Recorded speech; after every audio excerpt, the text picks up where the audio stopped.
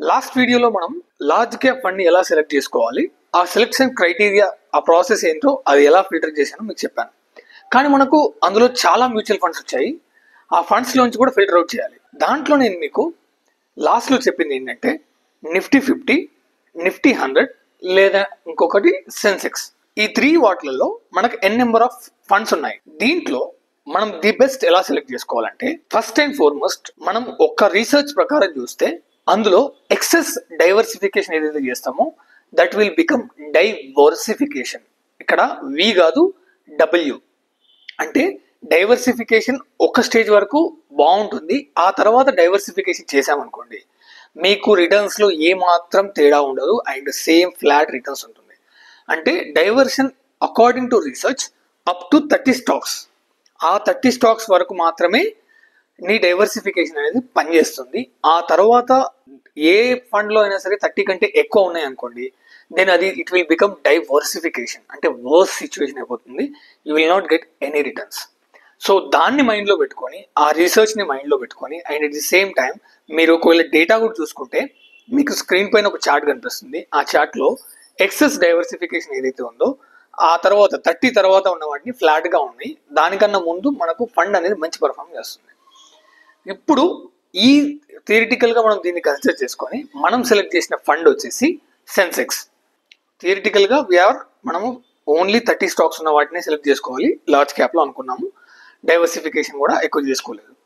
But practical గా కూడా మనం బయట ఉన్న ఫండ్స్ ని అన్నిటినీ మనం నోట్ చేసుకొని మనం ఆలోచించాల్సింది ఏంటంటే in terms of error ratio. అంటే ఇక్కడ ఏంటి అంటే ట్రాకింగ్ ఎర్రర్.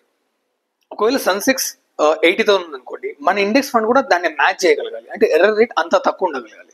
ఎర్రర్ రేట్ ఎంత తక్కువ ఉంటే అంత బెస్ట్. ఈ పర్టికులర్ కేటగిరీకి కూడా మనకు తక్కువ పర్సెంటేజ్ ఉండాలి. అండ్ సెకండ్ వన్ వచ్చేసి ఎక్స్పెన్స్ రేషియో. ఎక్స్పెన్స్ రేషియో మనం ఇండెక్స్ ఫండ్స్ చేస్తున్నాం కాబట్టి ఇండెక్స్ ఫండ్ లో వాళ్ళు ఫండ్ మేనేజర్ వచ్చి యాక్టివ్ గా చేసేది ఏముండదు, యాజ్ ఇట్ ఈస్ గా ఇండెక్స్ ని ఫాలో అయిపోతారు. ఇక్కడ మనం డబ్బులు ఎక్కువ పెట్టుకొని మన రిటర్న్స్ తక్కువ చేసుకోవడం ఇట్స్ ఫూలిష్నెస్. కాబట్టి ఎక్స్పెన్స్ రేషియో కూడా మనం ఒకటి చెక్ చేయాలి. అండ్ థర్డ్ పాయింట్ వచ్చేసి చాలా అవైలబిలిటీ. అంటే కొన్ని ప్లేసెస్లోనే అవైలబిలిటీ ఉండకుండా ప్రతి యాప్లో కూడా ఆ అవైలబిలిటీ ఉండాలి. అది any app, any mutual fund యాప్లో మనం ఇన్వెస్ట్మెంట్ చేస్తున్నాం, ఎగ్జాంపుల్ ఈటీ మనీ, ఇండ్ మనీ, లేదంటే గ్రో, ఇలాంటి యాప్స్ చాలా ఉన్నాయి. వాటిలో మనము ఈ పర్టికులర్ ఫండ్ ఏదైతే ఉందో అన్నిట్లలో ఈజీ యాక్సెస్ ఉండాలి. అవైలబిలిటీని కూడా కన్సిడర్ చేసుకొని ఈ 3 పర్టికులర్ పాయింట్స్ మనం సెలెక్షన్ క్రైటీరియా తీసుకున్నాము.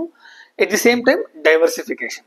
సో ఇవన్నీ కన్సిడర్ చేసుకొని ఈ పర్టికులర్ ఇయర్ 2025లో ఒకవేళ మనం ఇండెక్స్ ఫండ్ కానీ లేదంటే లార్జ్ క్యాప్లో కానీ ఇన్వెస్ట్మెంట్ చేయాలనుకునే వారికి ఈ పర్టికులర్ ఫండ్ అనేది చాలా బెస్ట్ రిటర్న్స్ ఇస్తుంది అండ్ అన్ని విధాలుగా బెస్ట్ అని మా టీం సెలెక్ట్ చేసి మీ ముందు ఉంచింది. This is not a tip, ఇది టిప్ కాదు, ఇది ఒక ప్రాపర్ ప్రాసెస్లో వెళ్ళి మీ ముందుకు తీసుకొచ్చి పెట్టాము. ఆ ఫండ్ పేరు ఏంటి అంటే హెచ్డిఎఫ్సి ఇండెక్స్ ఫండ్స్. ఈ ఫండ్ ఎక్స్పెన్స్ రేషియో వచ్చేసి మనకు 0.2% ఉంది. అలానే ఎర్రర్ రేషియో కూడా చాలా 0.04% అట్లా ఉంది. సో ఈ పర్టికులర్ ఇయర్లో we can go for the HDFC index fund, BSE Sensex plan growth ఫండ్కి వెళ్ళండి. ఆ గ్రోత్ ఫండ్ అనేది because we are planning for the retirement అని నేను అనుకుంటున్నాను. ఇట్ ఎనీ కాస్ట్ రిటైర్మెంట్కి మనకు మంచి రిటర్న్స్ ఇస్తుంది కాబట్టి we will choose growth fund. ఈ పర్టికులర్ సెలెక్షన్ క్రైటీరియా అండ్ మీకు క్లియర్గా అర్థమై ఉంటే వీడియోని లైక్ చేయండి, మీ ఫ్రెండ్స్కి షేర్ చేయండి.